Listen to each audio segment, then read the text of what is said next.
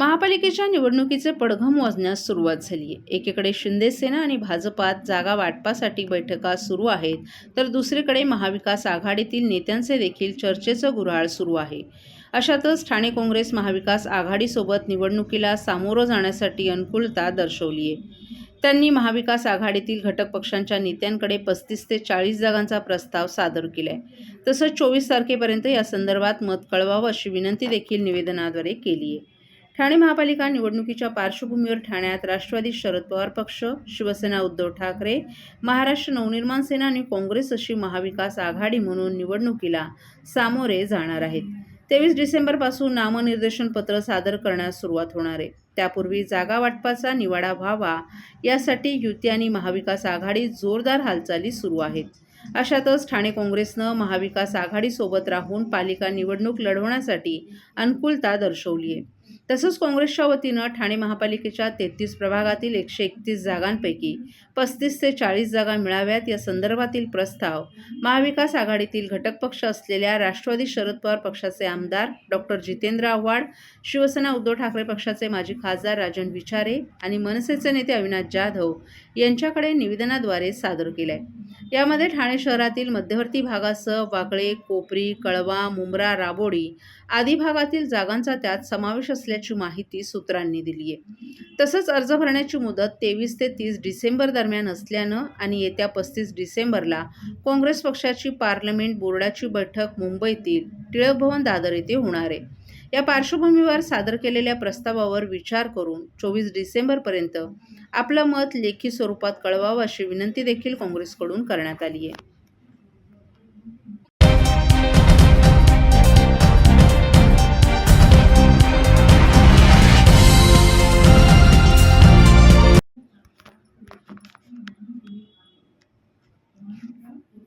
उच्च न्यायालयाच्या आदेशानुसार ठाणे महापालिकेकडून गेल्या काही महिन्यांपासून अनधिकृत बांधकामांविरोधात कारवाई सुरू असून आता राज्य निवडणूक आयोगाच्या आदेशानुसार ठाणे महापालिका निवडणूक लढवणाऱ्या उमेदवारांना आता अनधिकृत बांधकामांबाबत शपथपत्र लिहून द्यावं लागणार आहे.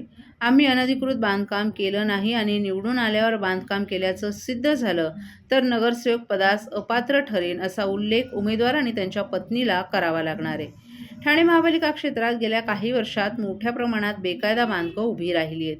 8 ते 9 मजली इमारती भूमाफियांनी उभारल्या असून त्यावर पालिकेकडून फारशी कारवाई होताना दिसून येत नव्हती. यातील काही बांधकाम प्रकरणी उच्च न्यायालयात याचिका दाखल झाल्या होत्या. त्यावर सुनावणी देताना न्यायालयानं ही बांधकामं पाडण्याचे आदेश देण्याबरोबरच पालिकेची कान उघडणीही केली होती. यानंतर पालिकेनं विशेष पथकं तयार करून शहरात अनधिकृत बांधकामांवर कारवाई सुरू केली असून त्याचबरोबर या विभागातील अनेक अधिकारी आणि कर्मचाऱ्यांच्या प्रशासनानं इतर विभागात बदल्या केल्यात. असं असलं तरी यातील अनेक बांधकामं राजकीय वरदहस्तामुळे झाली असल्याची चर्चा होती. असं असतानाच आता राज्य निवडणूक आयोगाच्या आदेशानुसार ठाणे महापालिका निवडणूक लढवणाऱ्या उमेदवारांना आता अनधिकृत बांधकामांबाबत शपथपत्र लिहून द्यावं लागणार आहे. लोकसभा, विधानसभा, स्थानिक स्वराज्य संस्था किंवा इतर निवडणुका लढवण्यासाठी उमेदवारांना अर्जासोबत एक शपथपत्र द्यावं लागतं. त्यात मालमत्तेची माहिती, अपत्य संख्या, खर्चाचा हिशोब विहित पद्धतीनं सादर न केल्यास अपात्र ठरेन अशी माहिती नोंद करावी लागते. त्यासोबतच आता आम्ही अनधिकृत बांधकाम केलं नाही आणि निवडून आल्यावर बांधकाम केल्याचं सिद्ध झालं तर नगरसेवक पदास अपात्र ठरेन असा उल्लेख उमेदवार आणि त्यांच्या पत्नीला करावा लागणार आहे.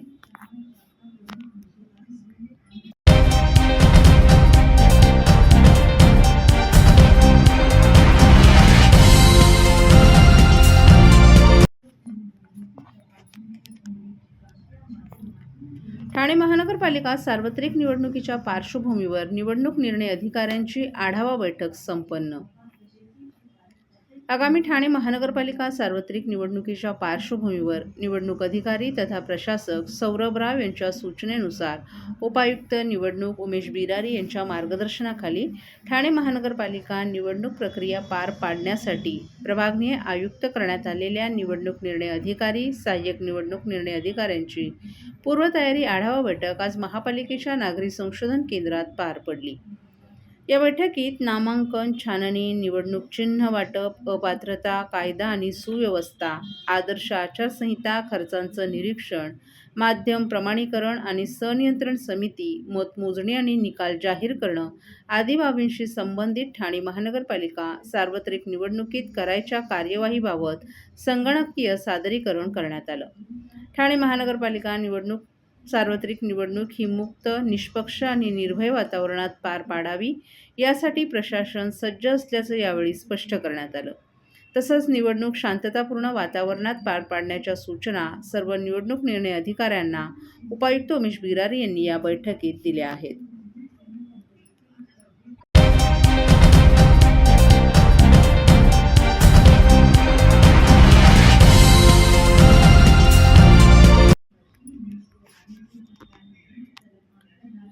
यशवंत सेनेचे सरसेनापती माधवभाऊ गडदे यांचा शिवसेनेत भव्य प्रवेश.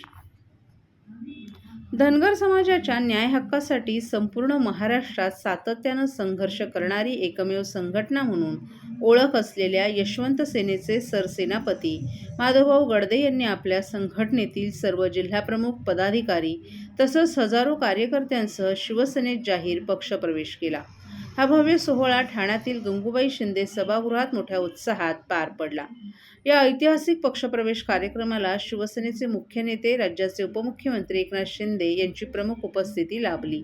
यावेळी शिवसेनेचे सचिव राम रेपाळे तसेच अनेक वरिष्ठ पदाधिकारी, लोकप्रतिनिधी आणि कार्यकर्तेही मोठ्या संख्येनं उपस्थित होते. पक्षप्रवेशाच्या वेळी माधवभाऊ गडदे यांनी उपमुख्यमंत्री एकनाथ शिंदे यांचा धनगर समाजाची परंपरागत ओळख असलेली घोंगडी देऊन सत्कार केला. यावेळी उपस्थितांना संबोधित करताना माधवभाऊ गडदे यांनी लोकसभा आणि विधानसभेच्या निवडणुकांमध्ये यशवंत सेनेनं शिवसेनेला जाहीर पाठिंबा दिला होता. त्याचा परिणाम म्हणून धनगर समाजाचा प्रभाव असलेल्या अनेक मतदारसंघांमध्ये धनगर समाजानं शिवसेनेला भरभरून मतदान केल्याचं सांगितलं. परिणामी शिवसेनेचे आमदार आणि खासदार मोठ्या मताधिक्यानं निवडून आले. धनगर समाजाचं आरक्षण, शिक्षण, रोजगार, विकास आणि सामाजिक न्यायाशी संबंधित अनेक प्रश्न आजही प्रलंबित आहेत. आतापर्यंत अनेक सरकारं आली आणि गेली, मात्र सर्वच पक्षांनी धनगर समाजाची फसवणूक केली. मात्र उपमुख्यमंत्री एकनाथ शिंदे हे शब्दाला जागणारे, कष्टकरी समाजाशी नाळ जपणारं नेतृत्व असून ते धनगर समाजाला निश्चितच न्याय देतील असा ठाम विश्वास असल्याचं सांगितलं. यावेळी उपमुख्यमंत्री एकनाथ शिंदे यांनी यशवंत सेनेच्या सर्व कार्यकर्त्यांचं शिवसेनेत स्वागत करताना शिवसेना नेहमीच वंचित, उपेक्षित आणि संघर्ष करणाऱ्या समाजाच्या पाठीशी ठामपणे उभी आहे. धनगर समाजाच्या प्रश्नांवर सकारात्मक, ठोस आणि कालबद्ध निर्णय घेतले जातील असा विश्वास त्यांनी व्यक्त केला. या पक्षप्रवेशामुळे राज्यातील धनगर समाजाच्या संघटित राजकीय चळवळीला नवं बळ मिळालं असून यशवंत सेनेच्या हजारो कार्यकर्त्यांच्या शिवसेनेतील प्रवेशामुळे पक्षाची संघटनात्मक ताकद लक्षणीयरित्या वाढली आहे. आगामी महापालिका निवडणूक राजकारणावर या घडामोडींचे दूरगामी परिणाम दिसून येतील अशी चर्चा राजकीय वर्तुळात सुरू झाली आहे. निवडणुका लक्षात घेता आता धनगर समाजाचा जो पाठिंबा आहे यशवंत सेनेच्या माध्यमातून एकनाथ शिंदेना पाठिंबा मिळतोच आहे, मात्र यशवंत सेनेच्या सर्वच पदाधिकाऱ्यांनी आज शिवसेनेमध्ये पक्षप्रवेश केला. विशेष गोष्ट अशी आहे की यशवंत सेनेने लोकसभेला, विधानसभेला एकनाथ शिंदे साहेबांच्या शिवसेनेने पाठिंबा दिला होता. त्याची परिणती विधानसभेला जागा लागला तर आमच्या सिंहाचा वाटा होता. लोकसभेला 2 कोल्हापूर लागलेल्या, बाकी ठिकाणी सीट लागली ती आमच्या धनगर समाजाच्या ताकदीमुळे लागली. आमची त्यांची युती होती. पण साहेबांच्या सांगण्यावरून त्यांनी रिक्वेस्ट केली की तुम्ही पक्षामध्ये या.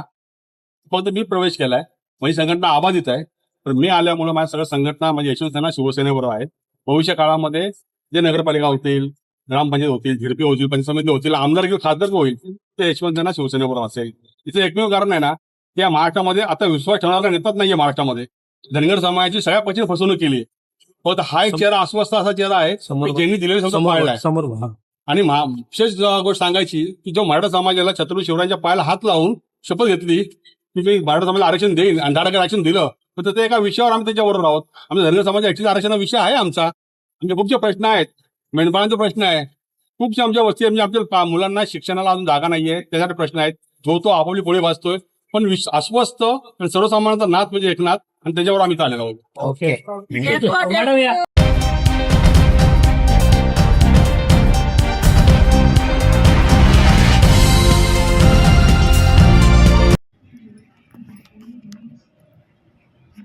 आचारसंहिता काळात विनापरवानगी पोस्टर्स आणि बॅनर्स लावल्यास गुन्हा दाखल करणार, पालिका आयुक्त सौरभ राव यांची सूचना. महापालिका सार्वत्रिक निवडणुकीच्या पार्श्वभूमीवर शहरात आदर्श आचारसंहिता लागू झाल्यानंतर शहरातील अनधिकृत पोस्टर्स, बॅनर हटवण्याची कारवाई महापालिकेच्या माध्यमातून शहरातील 3778 अनधिकृत पोस्टर्स आणि बॅनर्स हटवण्यात आले.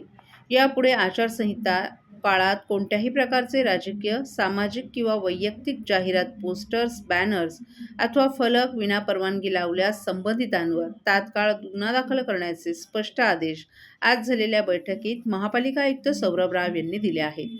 आचारसंहिता काळात सार्वजनिक मालमत्तेचं विद्रुपीकरण होऊ नये, तसंच निवडणूक प्रक्रियेची निष्पक्षता अबाधित राहावी या उद्देशानं महापालिकेच्या अतिक्रमण विभाग, परिमंडळनिहाय पथकं यांच्या समन्वयानं कडक कारवाई करण्याच्या सूचना देण्यात आल्या आहेत. शहरातील प्रमुख रस्ते, चौक, सार्वजनिक भिंती, उड्डाणपूल, वीज खांब, बस थांबे आदी ठिकाणी बेकायदेशीरपणे पोस्टर्स आणि बॅनर्स लावणाऱ्या दोषींवर कायदेशीर कारवाई करण्यात येईल असंही आयुक्तांनी स्पष्ट केले. तसंच महापालिकेच्या माध्यमातून आचारसंहिता लागू झाल्यानंतर तात्काळ शहरातील अनधिकृत पोस्टर्स, बॅनर्स हटवण्याची तसंच महापालिकेच्या वास्तूंवरील कोनशिला झाकण्याची कार्यवाही करण्यात आली आहे. विनापरवानगी शहरात अनधिकृत पोस्टर्स, बॅनर्स लावणाऱ्या व्यक्तींवर जबाबदारी निश्चित करण्यात येणार आहे. तसंच आचारसंहितेचं वारंवार उल्लंघन आढळल्यास दंडात्मक कारवाईसह गुन्हा दाखल करण्याची प्रक्रिया राबवली जाईल असंही आयुक्त राव यांनी नमूद केले. शहरात लागू झालेल्या आदर्श आचारसंहितेचं पालन सर्वांनी करावं असं आवाहन देखील त्यांनी केलं आहे.